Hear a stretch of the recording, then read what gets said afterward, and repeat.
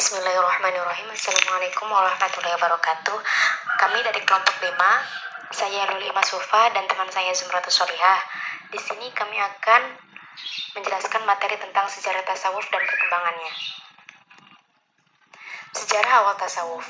Sebenarnya, ajaran-ajaran tasawuf sudah lama berkembang sebelum Nabi menjadi Rasul. Hal ini dapat kita lihat seperti kegiatan Nabi Shallallahu Alaihi Wasallam dengan berdiam diri di goa. Nah, di dalam berdiam diri ini, beliau Nabi Muhammad SAW itu melakukan ibadah secara pribadi kepada Tuhannya. Kemudian masa awal Islam ketika Nabi Muhammad sudah diangkat menjadi Rasul dan banyak sahabat-sahabat melakukan perilaku-perilaku ajaran tasawuf seperti puasa terus-menerus, zuhud, waro, riyadoh, dan lainnya. Nah, perilaku ajaran tersebut kemudian diikuti oleh para sahabat Nabi, terutama ahli sufah. Nah, ahli sufah ini beliau adalah orang-orang yang berada di emperan Masjid Nabawi yang selalu melakukan ibadah-ibadah kepada Allah. Kemudian fase awal tasawuf. Fase awal tasawuf ketika tasawuf sudah bersebar luas di kalangan sahabat dan negara-negara lain.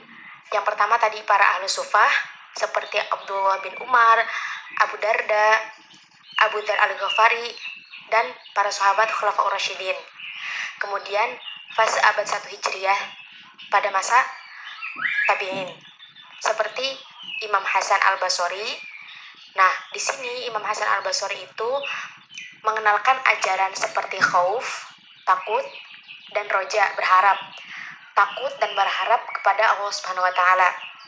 Sedikit berbicara, sedikit tidur, terus menjauhi dunia, kholwat atau berdiam diri atau menyepi, dan beliau adalah orang yang pertama kali mendirikan pengajian tasawuf. Kemudian fase abad kedua Hijriah. Fase abad kedua Hijriah ini kita terkenal dengan tokoh wanita tasawuf yaitu Robiah al-Adawiyah. Nah, Robiah al-Adawiyah ini mengajarkan ajaran tasawuf tentang cinta kepada Allah atau mahabbah ilallah. Nah, fase awal tasawuf ini fokus terhadap spiritual seperti nafs, ruh, dan kolbun. Fase awal ini juga disebut dengan asketisme yang merupakan awal tumbuhnya sufisme dalam peradaban Islam. Kemudian perkembangan tasawuf. Setelah tadi di masa awal fase tasawuf yaitu merupakan awal pembentukan, kemudian dilanjutkan dengan pengembangan, konsolidasi, falsafi, dan pemurnian. Pengembangan. Di sini pengembangan ada dua madhab tentang ajaran tasawuf. Yang pertama adalah Abu Yazid al-Bustami dan Abu Mansur al-Halaj. Nah, Abu Yazid dan Abu Mansur ini mengenalkan ajarannya yaitu seperti fana, ligho, wahdah al-wujud, hulul, nur Muhammad, wahdat adyan, wahdat asyuhud, dan lain-lain. Inti dari ajarannya yaitu adalah seperti yang kita kenal adalah wahdah al-wujud, yaitu bersatunya hamba dengan Allah. Kita sering banget dengar tentang ajarannya seperti di Indonesia itu Syashiti Jenar, yaitu wahdah al-wujud, yaitu bersatunya hamba dengan Allah. Kemudian golongan yang kedua yaitu Syekh al-Junaidi al-Baghdadi. Beliau melingkari ajaran-ajaran tasawuf dengan Al-Quran dan hadis. Dan beliau memperketat ajaran tasawuf itu hanya Al-Quran dan hadis. Tidak mengajarkan ajaran-ajaran seperti Abu Yazid dan Abu Mansur. Di sini ada pengembangan yang dua golongan itu, Abu Yazid al-Bustami. Nah, Abu Yazid al-Bustami dan Abu Mansur ini merupakan golongan tasawuf semi falsafi. Dan yang kedua, Syekh al-Junaidi al-Baghdadi itu merupakan tasawuf sunni.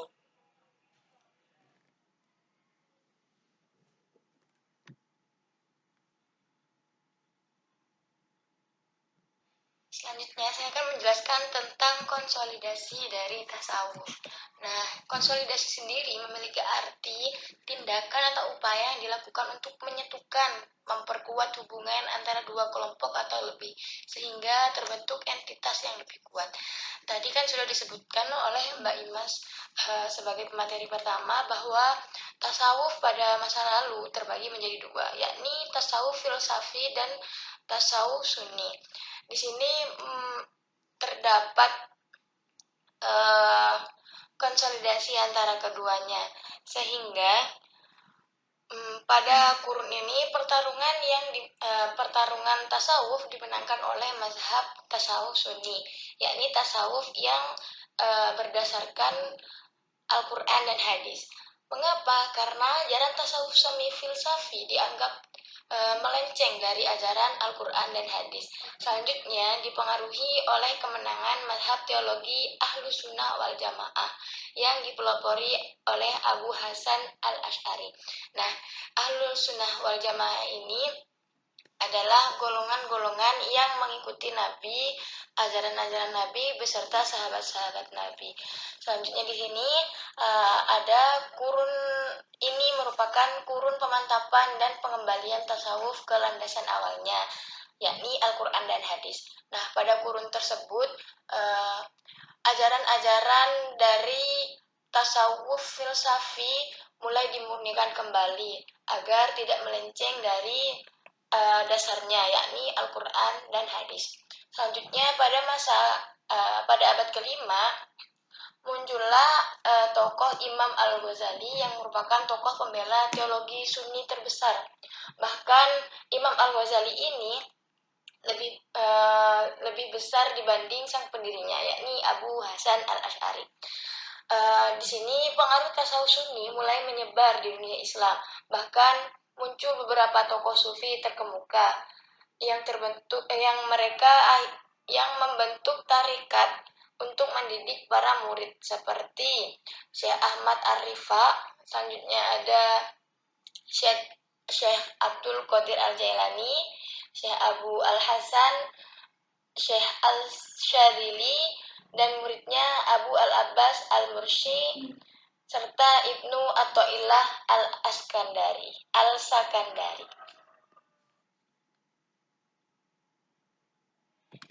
Adalah falsafi atau disebut juga dengan sejarahnya tasawuf. Nah, pada masa abad ke-6 dan ke-7 muncul dua hal penting. Yang pertama yakni kebangkitan kembali tasawuf semi falsafi. Yang awalnya tasawuf falsafi dikalahkan oleh tasawuf sunni, akhirnya pada masa abad ke-6 dan abad ke-7 muncul bangkit kembali tasawuf semi falsafi, yakni setelah bersinggungan dengan filsafat menjadi tasawuf falsafi. Tokohnya di sini adalah tokoh utama mazhab tasawuf falsafi antara lain adalah Ibnu Arabi dengan tarikatnya yakni Wahdat al-Wujud. Selanjutnya ada Syuhrawardi dengan teori Isyraqiyah, dan yang ketiga adalah Ibnu Sabi'in dengan teori Ittihad, dan yang nomor 4 adalah Ibnu Farid dengan teori cinta, fana, dan wahdat asyuhudnya. Istilah-istilah tersebut bisa dilihat di slide nomor 5 tadi. Selanjutnya selanjutnya adalah munculnya orde-orde dalam tasawuf thariqah. Orde-orde tasawuf yang muncul pada kurun ini terutama pada abad ke-7. Berikut adalah tarekat-tarekat yang lahir. Pertama adalah tarekat Qadariyah yang didirikan oleh Syekh Abdul Qadir Al-Jailani. Selanjutnya ada tarekat Naqsyabandiyah yang didirikan oleh Muhammad Ibnu Baha ad-Din. Dan yang ketiga tarekat Mauliyah atau juga disebut dengan Rumiyah yang didirikan oleh Jalaluddin Ar-Rumi, yakni tokoh yang berasal dari Persia. Yang keempat adalah tarekat Bektasyiyah yang didirikan oleh Al-Bektasyi yang berasal dari Turki.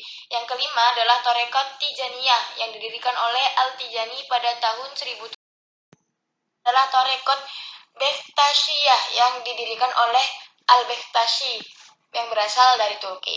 Yang kelima adalah Tarekat Tijaniyah yang didirikan oleh Al-Tijani pada tahun 1781 yang berada di Fes, Maroko.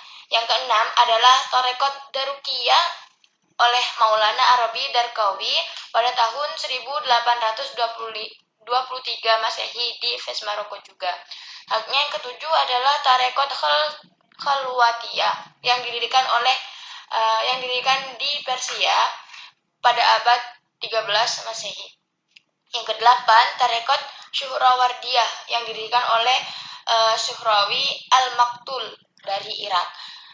Yang kesembilan adalah Tarekat Rifaiyah yang didirikan oleh Ar-Rifai pada tahun 1187 di Irak.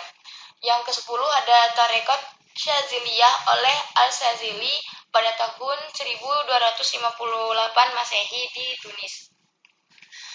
Yang ke-11 yakni Tarekat Khistiyah oleh Al-Mu'in Al-Din Khisti dari Ajmer, India.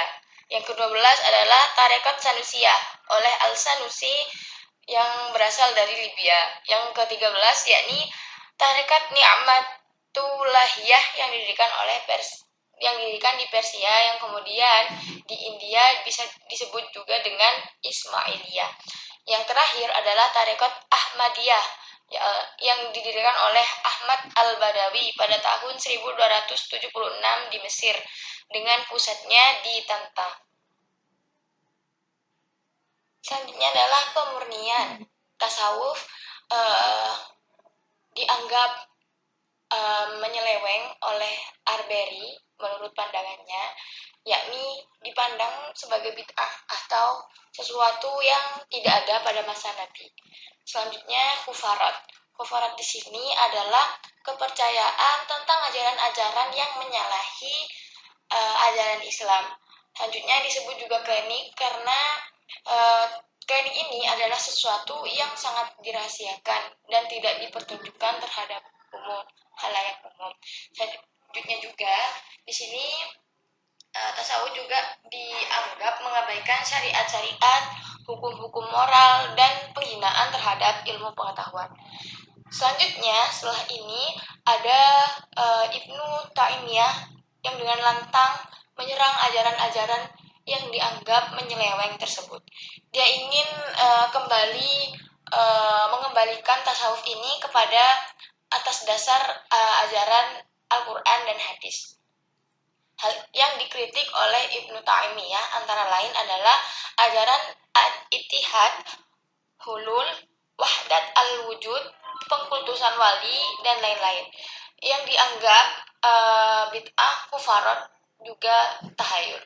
Kemudian secara garis besar ajaran tasawuf Ibnu Taimiyah tidak lain dan tidak bukan ialah melakukan apa yang pernah diajarkan oleh Rasulullah SAW, yakni menghayati ajaran Islam tanpa mengikuti mazhab atau tarekat tertentu dan tetap melibatkan diri di dalam kegiatan sosial sebagaimana khalayak umum biasanya.